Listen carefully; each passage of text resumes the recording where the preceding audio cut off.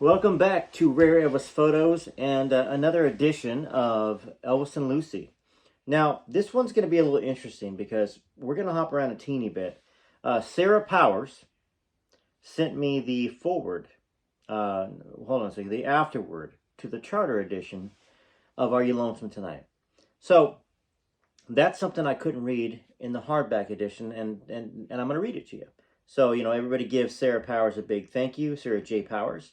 And of course, we may show some information that that a couple of y'all also sent in as well.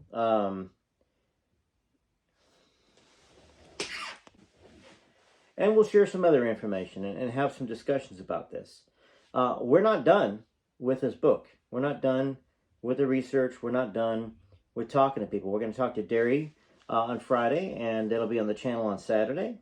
And really, probably the following weeks we'll have some more discussions, as well as really perhaps Derry going through some of your comments, some of the folks that believe it and have questions, some of the folks that don't believe it. And that's also a good place to continue to put some of the research that that I've done and that others have done. There's a lot of time that's been put into this video series, and I'm trying to pull something up real quick. So I can give the proper credit to this.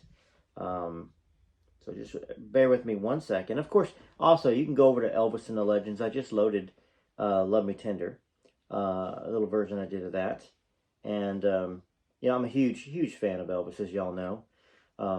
But, in addition to what Sarah J. Powers just sent, Harley Big Girl, which I'm going to just use her username on here. It's not that y'all don't know her name, because I've kind of mentioned her by name, but I did want to throw out the username for the YouTube, which is Harley Big Girl. Yeah, that she's done a lot of this research, and I've sent some of this stuff to Desiree as well. So, y'all, once again, I say this all the time, we're all Elvis fans. Also, before we get into reading this, I had a great discussion with Billy Stanley. We spoke for 45 minutes yesterday. It's really supposed to just be a touch base in just a couple minutes, and then we just talked and talked and talked. And as Derry said, he's always like, no, let's save it for a video, because frequently we get on there and we just start it right away, me and Derry Matera. And then, of course, we were finished, and I hit the stop. And then sometimes we'll talk for a couple more minutes, and he's like, man, I really wish we'd have just had that on video. But, the thing is, Billy and I needed to talk. He had some reservations about coming on the channel at first, and he's been kind of seeing the videos pop up for a while on YouTube, and then he watched quite a few of them. He's of like mind with me, and of course he was there. He was there at Graceland from 60 to really to the end for the most part. I mean, he was, I think, I don't want to speak inaccurately, but he wasn't there when Elvis passed away. He'd been gone for a couple of weeks, and Elvis had talked to him a couple days before he passed, and said, hey, if you need me, Elvis said, if I need you, will you be there? And Billy said yes, because David and Ricky were already working there. Anyhow, that's enough of that part, but I kind of wanted to tease that. I'm excited about that, and I'm excited to continue talking to Derry. I've got a couple other YouTube channels out there, and we're going to read some of his other books. We're going to have some discussion on that, because I think Derry himself is a very interesting man. He's accomplished a lot in this lifetime, more than most of us. Not that it makes him any more important or any better, but it does show that that he's got a lot of knowledge, a lot of education, and he's had a very high drive to accomplish things and to work. And I always appreciate that, just like we appreciate that about Elvis. Elvis did nothing but work. And a lot of that had to do with him. He needed a challenge. He needed to have the drive. He needed to do the next greatest thing. So here is the afterword to the Charter edition of the book by Lucy de Barbin. So I'm assuming this is going to be 100% her words. And when I talked to Derry did say something about that. She wrote most or all of that, of the Are You Lonesome Tonight book, and he wrote the research. But and I guess I can get some confirmation on that again on Saturday's video that we do. All right, so one of the hardest things I've ever had to do was to unveil the secrecy surrounding my life with Elvis. When Are You Lonesome Tonight was released in hardcover by Villard Books last summer. The swirl of controversy was overwhelming. I never expected the revelation of my story to cause such a commotion. My sole intent was to let my daughter learn the story of her life and allow her to see her father in his true light. I had to be convinced after years of prodding to allow those who loved him to share in the telling. I expected some skepticism, but not in such force. Maybe I'm naive. But I couldn't imagine anyone telling such a story if it wasn't true. I still can't. Looking back, I realized that Elvis and I were right in remaining secretive about our lives. The very fact of what transpired since the revelation proves this. Now, I've been told that had I provided more proof, I could have made things easier on myself. This could be some of the stuff that Desiree told me the other night on the phone when we talked for 2 hours and 40 minutes. It was a long call that ended up feeling like it was a half an hour. But we'll just see. I'm just curious. And if it's something Desiree told me, I'll point it out. I've been told that had I provided more proof, I could have made things easier on myself. Please understand that the cold clinical process involved in providing and authenticating this proof hurt me deeply and eventually caused me to withdraw even further into my protective shell. The gifts Elvis gave me are precious mementos of our love, sweet nothings, shared between two people in love. They were never meant to be dissected, probed, and analyzed in university research centers and police crime laboratories. To do so diminishes their meaning and strips some of their soul. I was angry when my friend and co-author, Derry Matera, submitted Elvis's poem to the 5 handwriting experts who verified its authenticity. Now, Desiree did mention to me about that, and I'll share that in the next video that we have coming out, which will be tomorrow, okay? Now, I'm just going to point out some stuff that her and I talked about in advance of me even getting this and reading it. I had felt betrayed, and I felt that he betrayed a special trust we shared. After much anguish, I tried to understand why this had come about. Interesting. He had felt responsible for bringing Desiree and me out of hiding and was devastated by the harsh manner in which we were treated by some members of the media. His desire to protect us came from his heart. Of course, the revelation of the authentication of the poem made more headlines, especially the determination made by Charles Hamilton, who I've been told is the dean of handwriting experts. Suddenly, after all the negative stories, it was scientifically verified that I did know Elvis after all. And because of a few lines scribbled on a yellowing piece of typing paper, many people also accepted the fact that Desiree is Elvis's daughter. Such silliness. Ironically, I was in Memphis when I heard the news about the authentication. The poem was displayed on television. Okay, so the poem was displayed on television. Get after it, find it. There's got to be something somewhere. Perhaps unless Elvis Presley Enterprises and Priscilla had it taken down. All right, so the poem was displayed on television. And the words were printed in newspapers around the country. Now, Desiree and also talked about the poem. That'll be in the video tomorrow, okay? I haven't made the video yet, but I'm going to make a separate video on our conversation. Well, I don't know if I'll be able to get it all in one video because it was 2 hours and 40 minutes, but certainly I'll be able to get most of it. The poem was displayed on television and the words were printed in newspapers around the country. I was happy that there was acceptance, but I couldn't shake the feeling that our secret had been violated. I retreated into my room at the Peabody Hotel and cried.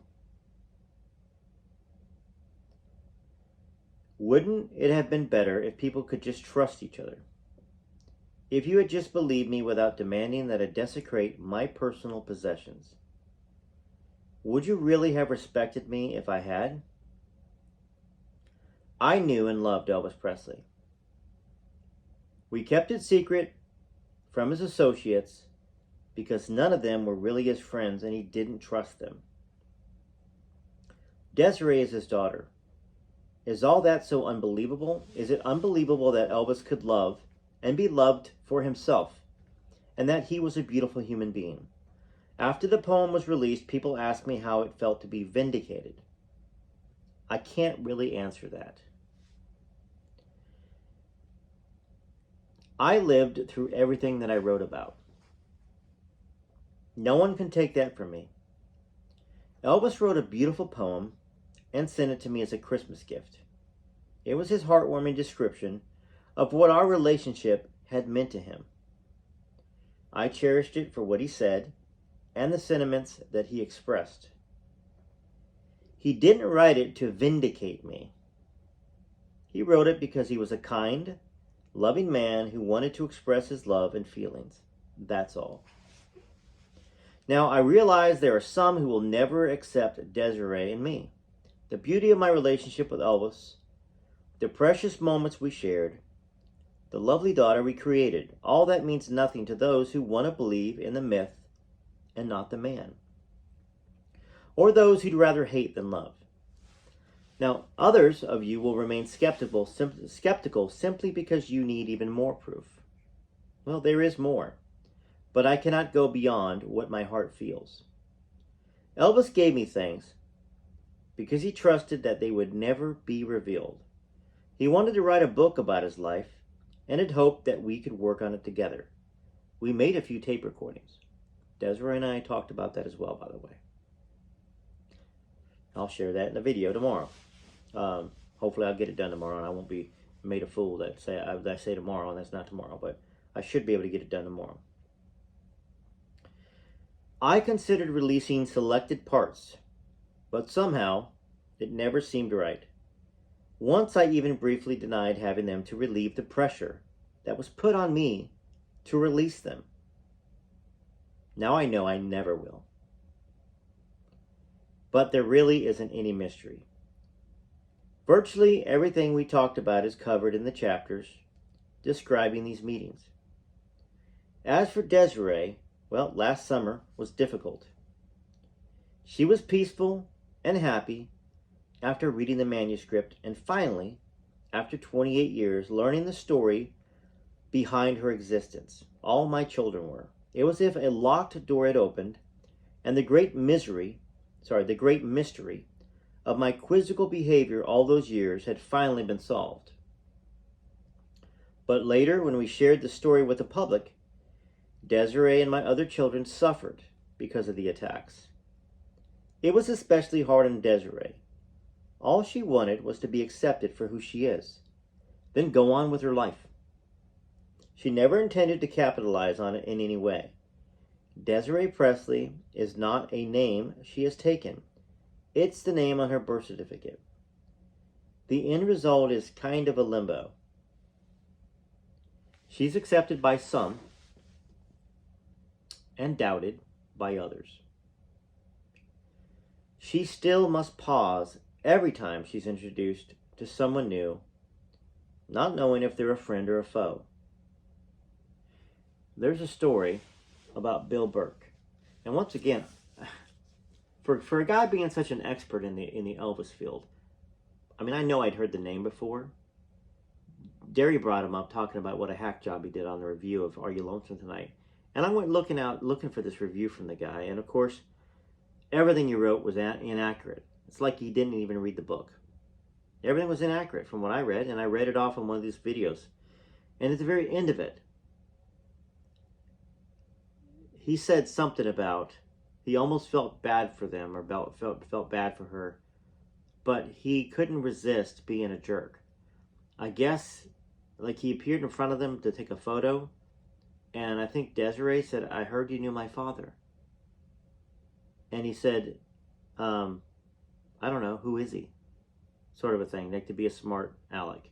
That it certainly wouldn't be Elvis because he would know, this guy that wrote stories. Obviously knew Elvis perfectly, his best friend or something. I don't really know.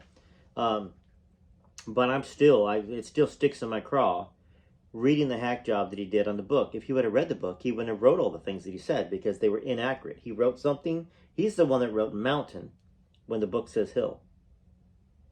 You know, that's one of the things that everybody points out to that are the naysayers. Okay, anyways, back to this. So we're almost done with this. I just wanted to stop right there where it says, still she must pause every time she's introduced to someone new, not knowing if they're a friend or a foe. And it continues to this day. In this video series, and I apologized to her too. I said, look, when I created this video series, I didn't quite understand. I didn't really think about it.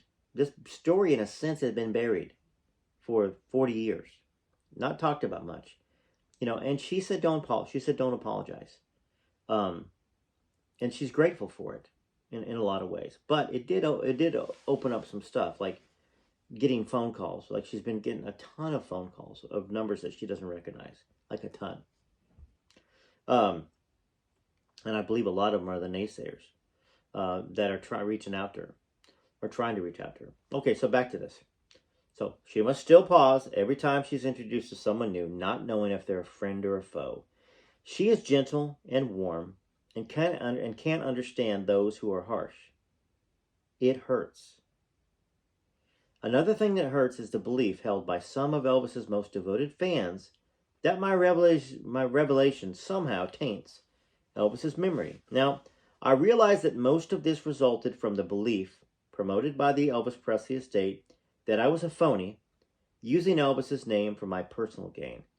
If that were true, I would have felt the same way. But it isn't. What surprises me is the faith people have in the Presley estate. Don't they realize that the same people who made Elvis so unhappy are the ones now in total control? If Elvis didn't trust them, why should you? Now, we know we're talking about late 80s, early 90s here. We know who was in control of the Elvis Presley estate. Priscilla. I'm going to read that again. What surprises me is the faith people have in the Presley estate.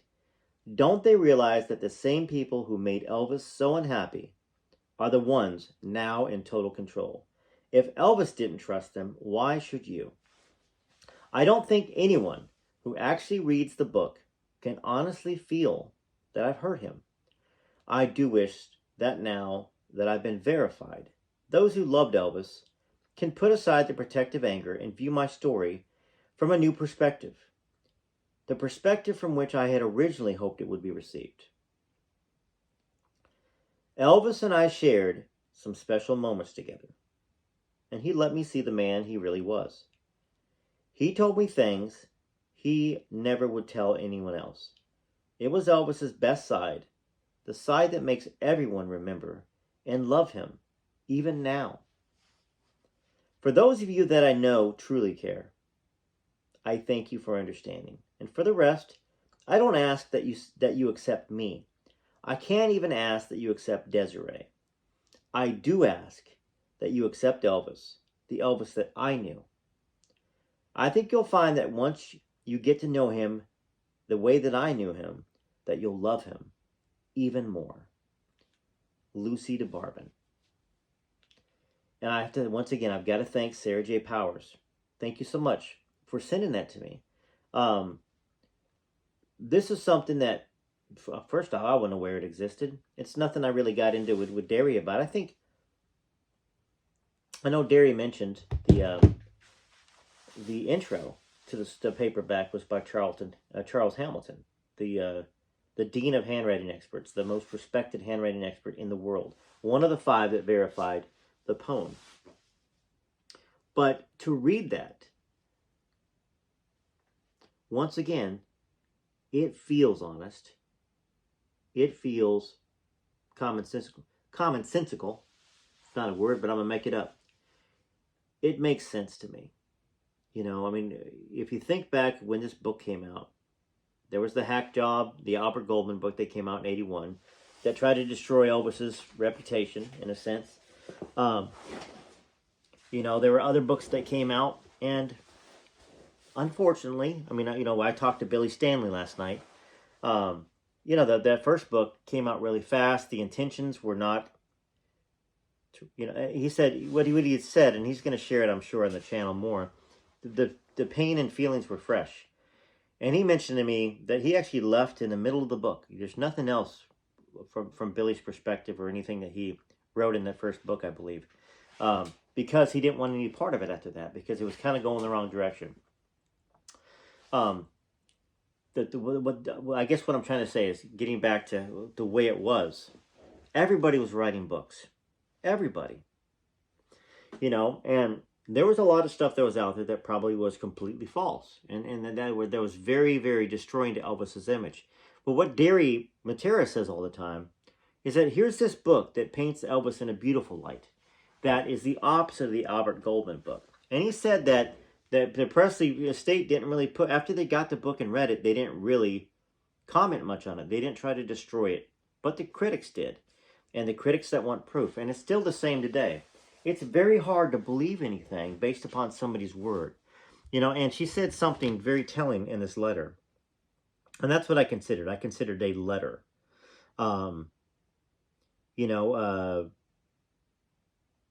Vindicated. Can't we just believe people? I think it was something that was in there that, why did it, it's, maybe she's being naive, but can't we just trust each other? But she also understood it. At the very end, she says, I'm not asking for y'all to accept me or even to accept Desiree, just to accept the Elvis that she knew, which is a beautiful portrait of a guy that we can never understand. And Billy Stanley, who's going to be coming on the channel as well next week, said something to me that I always say. And he said, there's never going to be another person like him, like as a whole. I mean, we can all say that. And of course, he lived it. He knew it. He was there. Elvis showed a lot of kindness and a lot of love, and he helped raise Billy Stanley. And if anybody's going to know that, it would be Billy, That was around. That was around for a period of 17 years, okay? So, and he said the same thing. Everybody says they were Elvis's best friend and that they knew this and they knew that. It reminded me a lot of, like, this book that we're reading. So anyways, back to this. I believe Lucy to Barbin, personally. All I have, of course, is the book. I also have the research, that has been sent to me. Big Harley Girl, been sent in research. And then, of course, some others as well. Whenever we got to a section in the book that seemed a little bit unbelievable, like the John Wayne thing. And maybe this is where I'll share that if I haven't done that yet. I need to go back into the book, read that section for y'all, and then I'll share what was sent to me. And because, gosh, doesn't it seem so unbelievable? This woman, who nobody knows who she is really before this book because she's so private, this woman seemingly had a love affair with Elvis, a relationship, even if it wasn't a bunch of instances. Maybe she saw him 10, 11 times. That's not a lot of times if you think about it. But it's the quality of the meetings. It's the phone calls that occurred afterwards. That would have made it a real relationship in a sense. And we've had frustrations with Lucy. And in a sense, we've had a little bit of frustration with Elvis at times as well. But let me go ahead and I'll bring up the section of the book again and read the John Wayne part. And then I'll read what was sent to me that would not have been available to Derry and Lucy in 87, 86, 85, 84. None of those years. It wouldn't have been available till later on. As one of the proofs of the accuracy of, or let's just say, one of the things we can point to that say Lucy was being honest about this, because, whether we like it or not, or for the hardcore believers in this book, we're reading a book from somebody that we don't know. All we can do is take a look at their character, which is what I always say. And from what I see in the character, she didn't run away from her kids. She worked really hard. She didn't seem like she was taking a bunch of free money from the people that wanted to give her free money. And she lived an incredible life. So, who is it? I mean, what was I going to say? So she lived an incredible life. But a lot of people don't want to believe that some people can be touched by greatness more than once, multiple times. I've had so many brushes with greatness and also just out of this world crazy stuff that if I write my book, if I do that, which people are like, oh, you need to have Derry write your book, whatever, but I've been starting to do little video logs to kind of tell some of these stories. People would go, what? No, no. And whenever I tell people stuff, they're like, you got to write a book. I'm just a normal dude. I'm just a normal guy. Lucy was a normal woman. Y'all are normal women and men. Okay. But there's been stuff in your lives, not everybody gets these crazy things that happen to them, or put in places. But it seems like Lucy was in the right place at the right time for several things. Meeting Elvis, meeting John Wayne. The rest of her life isn't so fantastical. It's two things. But people don't want to believe her because the two names there, Elvis, John Wayne. No way. How would you feel if there's naysayers watching this and people didn't believe you? I mean, anyways, I think questions are healthy. I do. I do think they're healthy. I don't believe that if there's one inaccuracy in that book that the whole thing isn't true. I don't believe if there's 5 or 10 inaccuracies in that book, the whole thing isn't true. What I insist to know or believe is that there's a chance that Lucy had met Elvis and knew him, and he was a sweet guy and a kind guy and a loving guy and a guy that was desperately wanting fame for his family, and then also desperately trapped and desperately really wanting to get away. All that stuff feels real. And that he had a child that he didn't know about. And once again, we've got a birth certificate that it's not like she had that hanging around the house. Lucy didn't have it. Desiree's friend ordered that birth certificate later on. Before Lucy even told Desiree. Desiree's friend ordered the birth certificate. Desiree got it in her hands, and she's looking at this birth certificate that has her name. Desiree, I think Romaine or Rome Presley. It has her mother's name. Has her father's name as Randolph Presley, which nobody's been able to find a Randolph Presley that matches that. But the most important thing here is the Presley. And Desiree, she talked to me about the letter that Lucy wrote to Elvis while in the hospital. We'll talk about that tomorrow. But I'm going to go ahead and read the section now about John Wayne. I need to get the book out, find it, and I'm going to go ahead and share what was sent to me. And then we'll wrap the video up. And we'll continue this because there's a lot. There's a lot to go back and look at. There's a lot more that I'm sure is going to get sent to me, a lot more information that Desiree can share. And, and if y'all send some stuff to me that you want me to read, I believe that somebody's also sent me the Charles Hamilton part. So I'll do that on a video as well. And I did find, by the way, the Are You Lonesome Tonight that Derry mentioned in the book. And I'll be sharing a clip of that probably with Derry. All right, let's get to the book part. I'm going to go find it, get back, do the reading, and get on with our days, okay? So thanks so much for watching the channel. I feel like I'm saying bye, but I'm not. Okay, so this is one of the most interesting parts of this book. Besides Elvis, of course, and this is probably one of the most commented on things. I'm going to read this, and then we're going to read through the information that I talked about. All right, the fall of 58. Well, let me go right before. So it says, Lucy, there's a car outside waiting out front for you. Who's in it? Mr. Morrison. Okay, let me start over here. So this is where I'm going to start. It's going to be right before the fall of 58 if you happen to have the book and want to read along or read it afterwards. Is this Lucy? This is your good friend, Mr. Morrison. The man had an unpleasant voice and a deep southern accent. Whoever he was, he gave me the creeps. Look, I got no friends here, and I really don't want to speak to you. Wait, he said in another voice. This is Duke, kid. I'll be in front of your place at 6:30.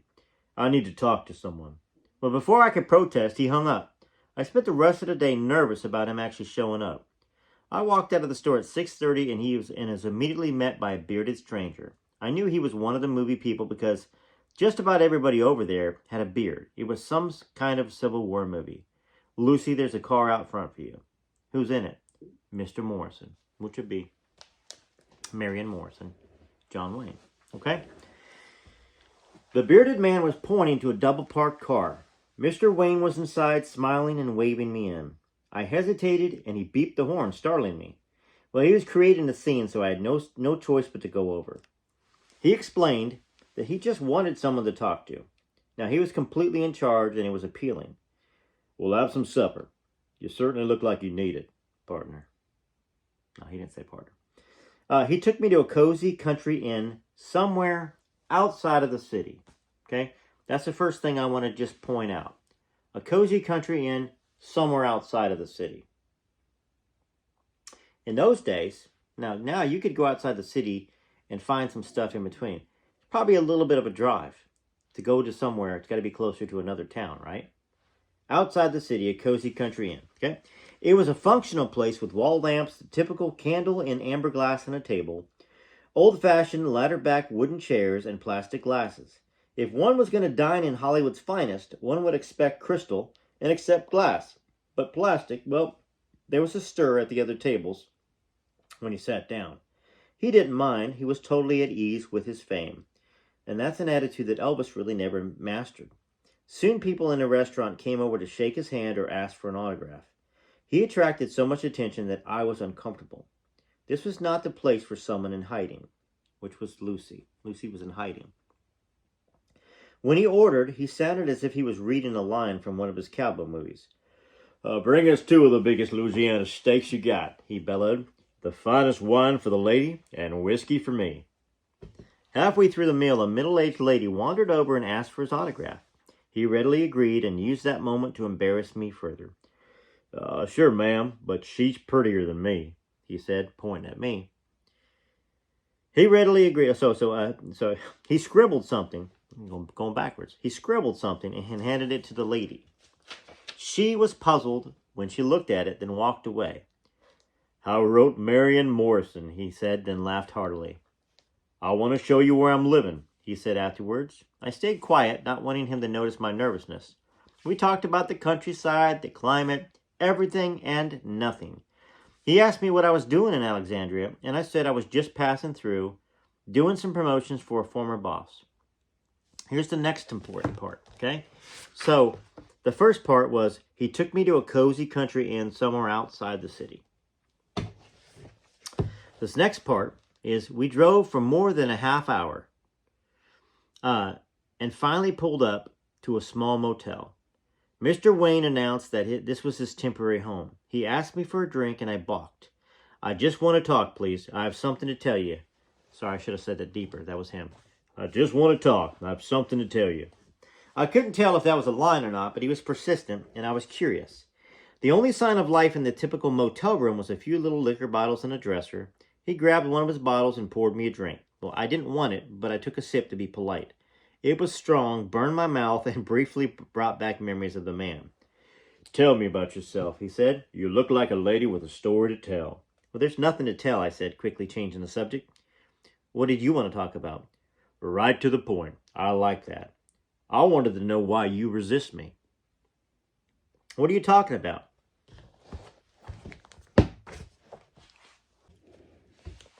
Tell me about yourself. You look like a lady with a story to tell. There's nothing to tell, I said, quickly changing the subject. What did you want to talk to me about? Right to the point. I like that. I wanted to know why you resist men.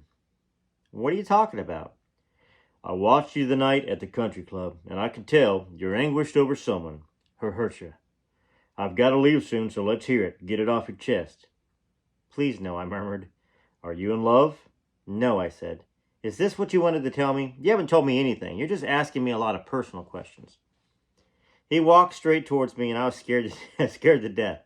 He stopped in front of me and said, Don't be afraid of me. I won't hurt you. I like you. But that's not why we came here. I can see how scared you are about everything, little one. Sit down. I sat down without a word. Since I've been here, I've been so lonely. I wanted to finish this picture and get away. So you see, my wife and I are separated. Now that's something I haven't looked into. Was John Wayne separated from his wife at that point? Would we even know? But that's not the research that we did here. The research is the things I pointed out to you. I'm sorry, I said, not knowing what else to say. I'm not. You can't take a person and mold them into what you want. Love is accepting a person and trusting and growing with them. I wasn't sure what he was saying, but I wasn't going to ask him to elaborate because his marital problems were none of my business. You've got problems, now tell me yours. And don't say you don't have any because I can see it in your eyes. So that was it. We were to trade heartaches. Instead of being angry, I suddenly kind of felt like opening up a crack. I had kept everything inside for so long, and John Wayne wasn't the type who would gossip about something like that. He was above it all. There is someone I love very much, I began. Now it's over. It's as simple as that. To me, that was exposing myself to the world. To anyone else, of course, that was like saying nothing. Little one, you're lying. There's a whole lot more to your story than that. You better get it out before it eats you up. I was beginning to break, and he was so firm and authoritative. The man I love is far away, I said. I hurt him because I love him. I had to, but I can't forget. Like, when do you stop loving someone? Is it when they aren't there to reassure you, or never? I couldn't finish. As usual, my emotions took over.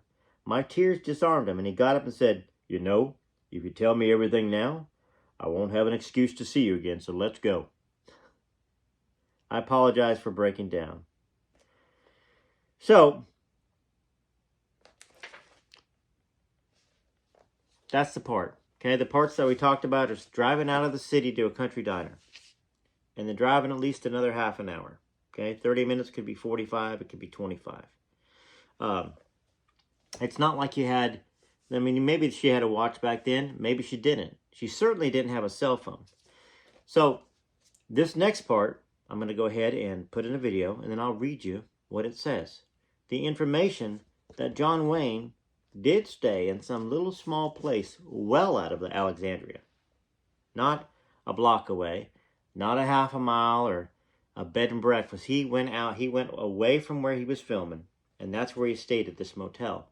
And this guy shared a story about what his dad had told him and what he remembers about John Wayne. Now, what this provides, this article, that was written in January of 2023, and nowhere else out there, as far as I know, because this is kind of a story that was broken by this news station. I think it was KCAL. This is proof that, to me, that Desiree did go somewhere. Sorry, that Lucy did go somewhere. I guess she was Desiree too at the time, in a sense, to Elvis. That she did go somewhere with John Wayne. Okay? And before you think, oh, well, maybe she just heard he was staying at some motel and made this up, it's very, very unlikely. This is more likely. So John Wayne slept here when Hollywood came to North Louisiana.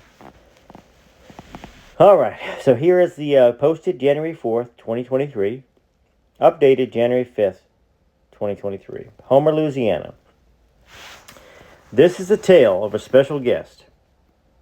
One of the most recognizable men in America, one of the last people you'd expect to spend the night in simple, no-frills accommodations in Homer, Louisiana, 1958. The story began when Claiborne Hotel Courts opened in June of 49 on the main thoroughfare through Homer, and was thereafter sold to John and Ray Malone around the year 1953. The clean, well-maintained property with a small manicured lawn on U.S. Highway 79 typified the Motor Hotel, a relatively new invention as an alternative to the traditional hotel. Guests could park right outside the doors, a convenient and economical perk for frugal families traveling with a carload of kids and a pile of luggage. Known for its restaurant serving steaks and home-cooked meals, Claiborne Courts served as a popular meeting place for civic groups and one of Homer's best places for lunch after church. For years, the Malones ran a weekly newspaper ad inviting inspections of their kitchen at any time. Then you get a nice little picture of a Claiborne Hotel. Just a small little place right there, as you can see. Reminds me of a place when I grew up in the 70s, although I really don't remember much about the 70s, more the 80s, but reminds me of the small town that I grew up in. The motel's 17 guest rooms hosted scores of traveling businessmen and vacation families, but our tale is one special guest in particular. When I was 4 years old, I remember a man checking in for a room who patted me on the head, telling Dad I was a fine-looking boy, John Malone Jr. recalls. Dad said to me, Johnny, he's a famous Hollywood movie star. He told Dad he needed a good night's sleep and asked him not to tell anyone he was staying here. The man gave John Malone Sr. a $100 bill for a night. A typical roadside motel room at the time ran about $3 to $5 nightly. The famous Hollywood movie star was none other than the famous, legendary John Wayne. At the height of his career at the time, Wayne was in Louisiana filming The Horse Soldiers, a film based on a true behind-the-enemy lines dash through Mississippi during the Civil War. It depicted Grierson's raid, which was charged down to the length of the Mississippi, disrupting Confederate transportation and communication. And of course, here's a nice picture of John Wayne filming The Horse Soldiers. And Lucy's recollection that most everybody had a beard is fairly correct there. There's several guys with beards right there. I wonder if that guy was the one in the middle with the accordion that actually told Lucy John wanted, or Mr. Morrison wanted her. Now this next part goes along with Lucy saying that John Wayne had to go to this publicity thing that she was at as well the week before. The extensive publicity by Louisiana newspapers, hordes of adoring fans, and numerous public appearances were enough to exhaust anyone. Wayne attended parties, receptions, dances, press conferences, and other events in addition to film work. And then it talks about Malone gave Wayne room number 17. Now, what we can't say for certain was that this was the motel that Lucy went to with John Wayne. But it establishes a pattern that John Wayne would stay out of town. He would stay out of where he was filming, okay? And that's the important part of this. Lucy remembers eating at a place outside of town, outside of the city, and then driving for about a half an hour, okay? So, you know, once again, I'm just trying to piece little truths together, some proofs together. And a lot of people were like, well, gosh, you know, why would she tell John Wayne about Elvis when she was so secretive? Well, she did say, of course, I don't think she said at that time, but it's very lonely keeping secrets. And somebody like John Wayne and somebody like Elvis, guess what? You don't think that they could get truth out of you, that they could get you to open up to them? Even me, who's not famous, everybody always says, geez, Joe, everybody opens up to you completely. Like literally, strangers will tell me their life story within 5 minutes. Not bragging, I'm just saying that some people have that about them, I guess. And a lot of people don't even realize it. Like, I know Elvis wouldn't have realized it. John Wayne, and once again, I didn't say that to brag. I'm just saying if somebody as simple as me, people will open up and tell me stuff. And I'm not talking about people on a channel. I'm just talking about just all through my life, people. And my son's the same way. My son Tucker talks about how, you know, he meets somebody or hangs out with, and all of a sudden, every bit of their life story comes out to him. Just what it is. But I hope you enjoyed this, and you know, and like I said, I do want to say thank you. You know, I'll show you a screenshot of the emails that came through about this, and then she also submitted a link to me. You'll see it in the video, but Tammy, thank you so much for sending that. You know, one of my researchers. Y'all get paid in shout-outs, I guess. But you know, I think the thing is, people love to be involved in a story and hopefully be part of either proving it wrong or proving it true. And I haven't seen, you know, besides the naysayers sending this and that about the black Richard Nixon picture, the black suit, all that other stuff, which to me doesn't mean a whole lot. I mean, I know Derry said, hey, she was the first to mention it was purple. And once again, that doesn't even matter to me. I mean, and it does matter to Derry. What matters to me is whether she knew Elvis, she fell in love with Elvis, Elvis fell in love with her, and that they had a child. That's what matters to me. And all this other stuff is kind of supporting evidence in a sense. So I look for supporting evidence wherever we can find it, because gosh, this story is 75 years old. Think about it. So the fact that y'all are sending me such great research and finding information, it's wonderful. You know, it's time consuming, and there's effort that's put in there, and I'm sure Desiree appreciates it. I'm sure Derry appreciates it. I know the channel appreciates it, and I appreciate it. So TCB, till next time, I will have a video out tomorrow where I talk about my conversation with Desiree and share some of the things that she shared with me. All right, till next time, this is Rarest Photos. Visit my sister channel, Elvis and the Legends. I just loaded Love Me Tender there, and I think I did Make the World Go Away yesterday, maybe. And I also did a few other things. It's not always going to be Elvis stuff that I load over there. I did a Dean Martin song last night too, and I felt like singing some songs. I did On the Street Where You Live, so I'll probably post that tonight. And I do Johnny Cash stuff. Hello, I'm Johnny Cash. It's been a long time since I've been here in Tennessee. I'll tell you what, this story about Elvis Presley is very, very interesting to me, and I knew Elvis Presley, so I can tell you whether it's true or not if I was around him 24 hours a day like everybody says they were every minute of the day. They followed Elvis into the bathroom, and they followed him on the phone calls, and Elvis could never be anywhere for 5 seconds. That's not true, according to Joe, who's pretending to be Johnny Cash. All right, that's it. TCB, TLC, Rare Photos.